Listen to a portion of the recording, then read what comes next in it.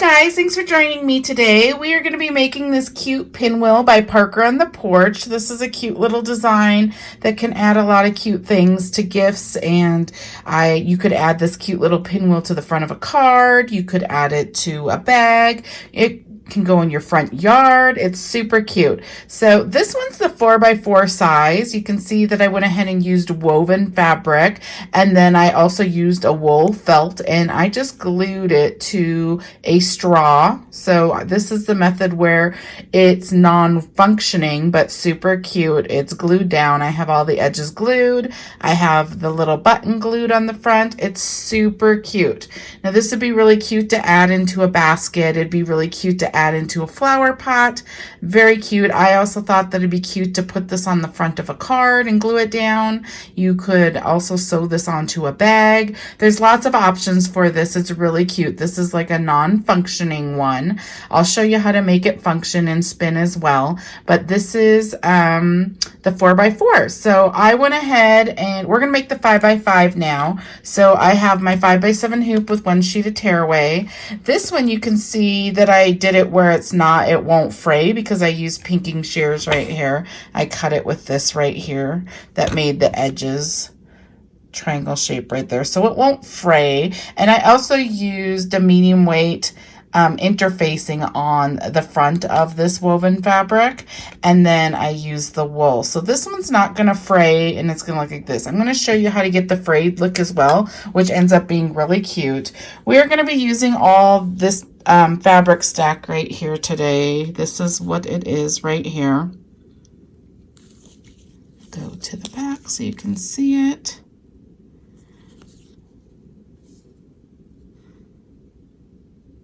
Okay, that's the Maui Mala. Okay, these are the different fabrics that came in it. They're really super cute.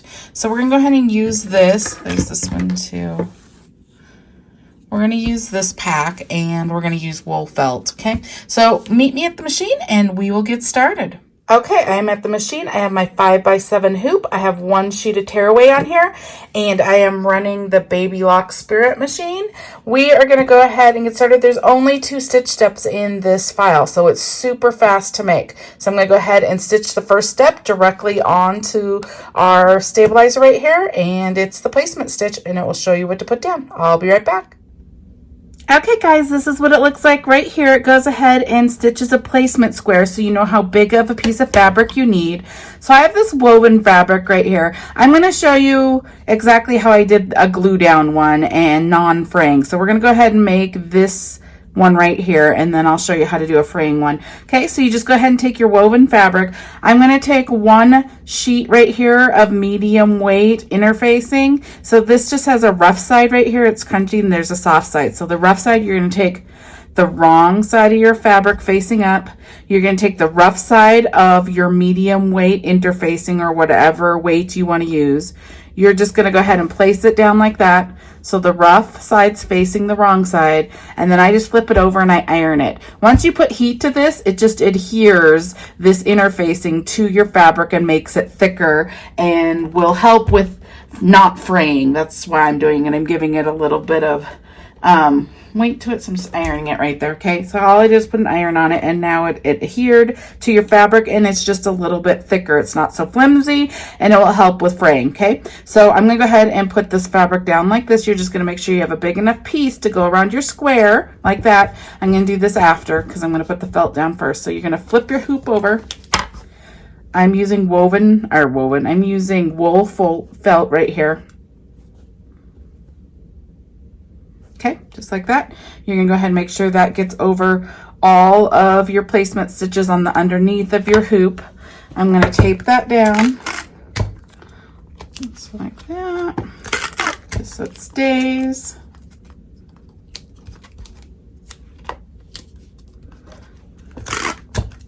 Okay.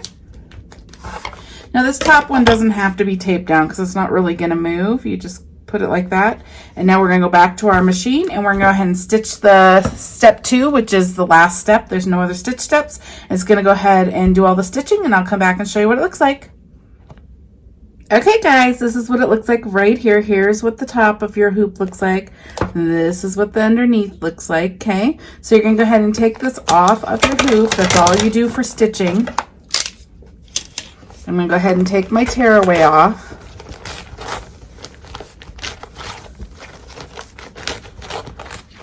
Okay, and then I'm gonna go ahead and you can use regular scissors, and it's gonna give you a straight look. Like that. Not like that, like this is, or you can use these peaking shears right here and it's going to give you this look right here. Okay, I'm going to show you how to do this one. So I'm going to go ahead and cut all the way around.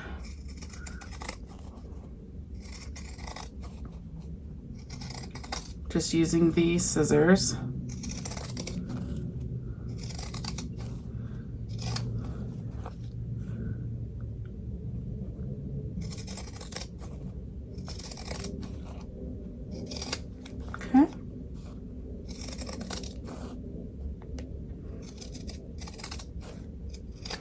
And then what you're going to do is you're going to go ahead and cut down the center of these four, not cutting any of the stitches. So you're just going to, I'm going to try to get the center, and I'm just going to cut up to there without cutting the circle, okay? And you're going to do that on all sides.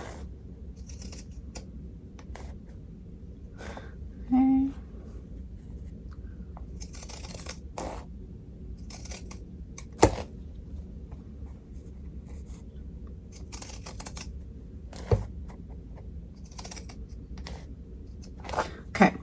Now you can see that you have several holes on here. I have a crocodile that has two sides hole punches. You just need a hole punch.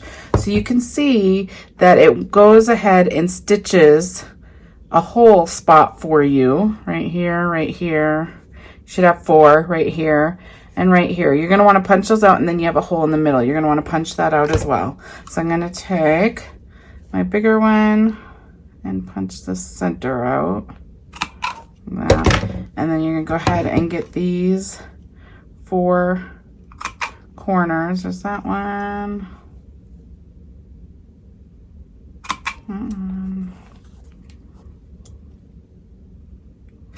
One. And that one. Okay, so you have holes in all of those. Now what you're gonna go ahead and do, now you do not need these holes if you're just gonna glue it. I'm gonna show you both things on this one. Okay, most people use a thumbtack to do this, so you just go ahead and find your hole right there. I'm gonna use just a sewing pin, so you just go ahead and flip this up like that. You take the ones with the holes, you match up all the holes here, okay, like that, and then like that, so all the holes are there. And then I'm just gonna go through that one, that one, that one, this one. I'm just matching up this pin through these holes, and then through the last one, like that, okay? And then I'm just folding down my fabric like this. Now, depending on what you use, lots of people use like thumbtacks. I'm using this sewing needle. You can go back through and cut any of these little strings that are still showing, like that, okay? And then what you're gonna do is you're just gonna go, this is if you want a working one, you're gonna go ahead, and I have a straw right here. I'm gonna poke it through both straws like that. I'm gonna make sure it turns. Move my hand. See, so it can go like that. So it actually can move. Now what most people do, okay, is they go ahead and bend this back right here, this needle point, so it doesn't poke. You can bend that up and over into the straw, okay? And then you have a moving functional one. Some people use thumbtacks, so it's not as long, but then it moves, okay? And you can put a little spacer between here and the straw so it goes a little better. The other thing you can do is you can glue this part down and together so it doesn't push out and it stays, and then it will turn as well. All right, so that's how you make a functional one. I'm not doing that one, so I'm gonna go ahead and pull that off. That's just some different ways of doing that. I'm gonna go ahead and glue it to the straw because mine's just gonna be pretty. So I'm gonna go ahead and use the fabric tack glue right here.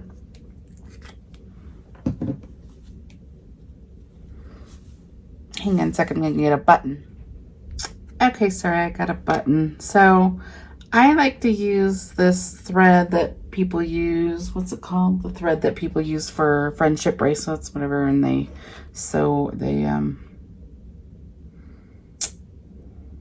do hand embroidery with it. It's a little harder to get through, but I like the way it looks. Oops, I'm going the wrong way. Okay, I got that side.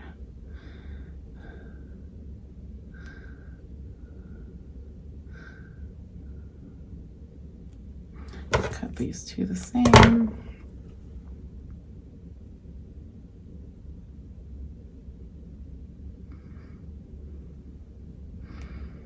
Okay, got that through. So I'm just gonna knot this.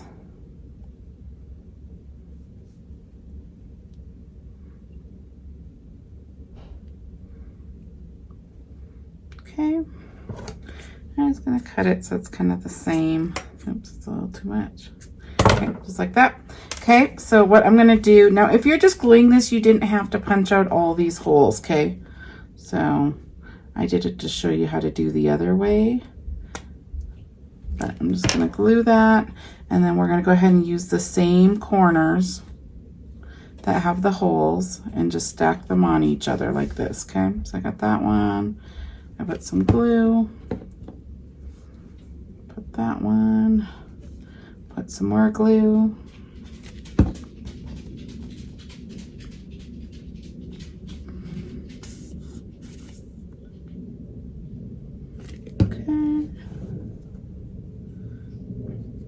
Okay, so they're all in here and they're glued. And then you're gonna go ahead and put some glue right here for the button.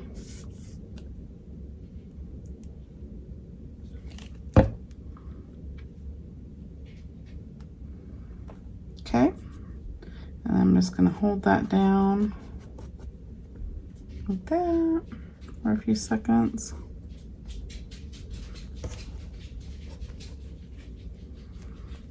Okay, if you have any edges that are coming out, like there's a little part of the one of them there, you can just cut it because it's going to hide behind the button.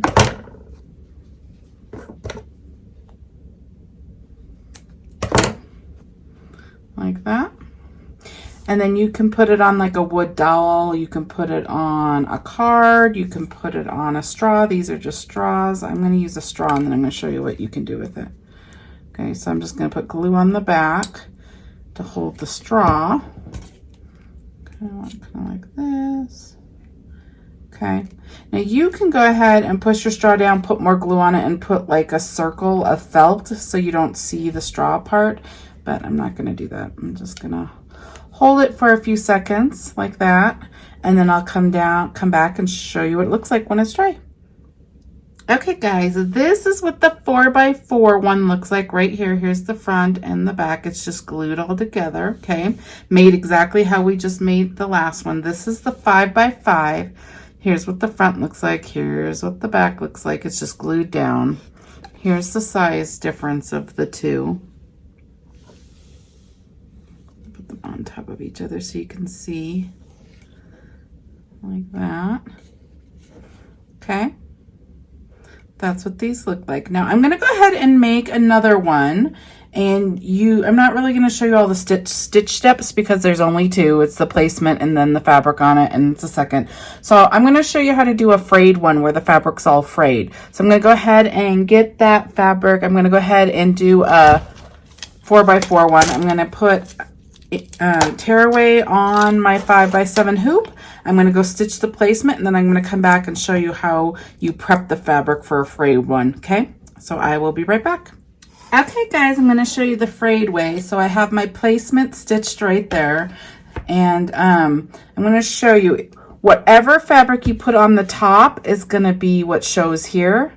Whatever you put on the underneath is what's going to be shown right here.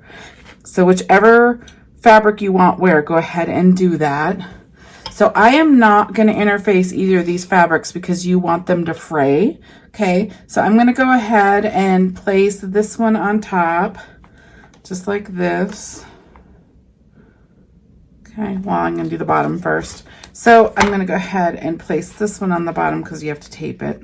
So I have this fabric right here. It's a piece of woven and it's just ironed. That's all I did to it.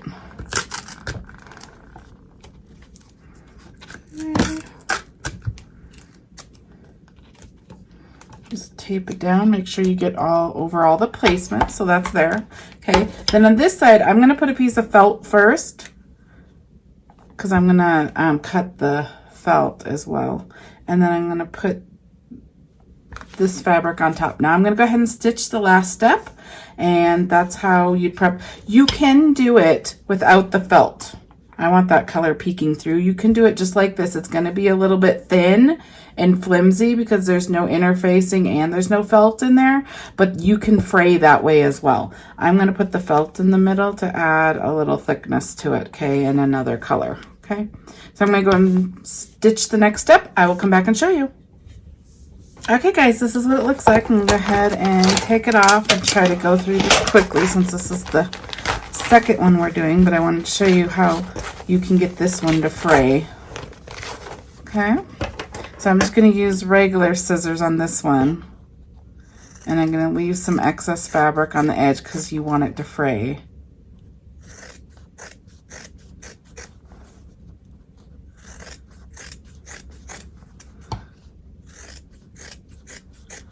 Okay, and then I'm going to cut down here.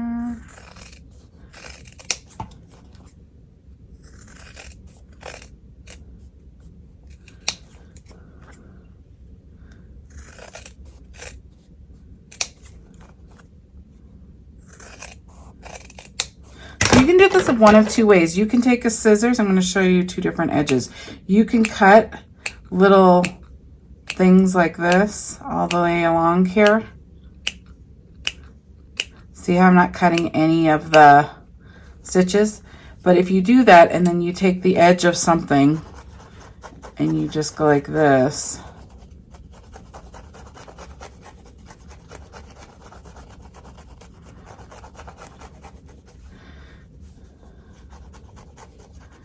it's going to start fraying, and you can see how you can see the felt. I'm not going to cut the little holes because I'm gluing. The only time you need to cut these holes is if you're making a real one and you want it to spin, okay?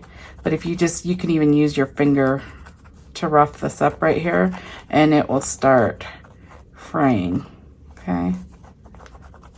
Okay, so you can see how it's getting all frayed, and I like to put the felt in there because then you can see another color, okay? So what's going to happen is once you have it all frayed and you flip it up like this, it's going to look like that, okay? So I am going to do that to all the edges, and then I will come back and show you what it looks like. I'm doing this exact same method. The other thing you can do, you don't have to cut that. You can just go like this and it will start fraying as well, and you just won't have the slits. So you can do it either way. Okay, I'll come back and show you. Okay guys, this is what it looks like in the end. I put poly pellets right there, poly pellets inside a little tin that I got at Target dollar spot. And then you can put these cute little pinwheels in here.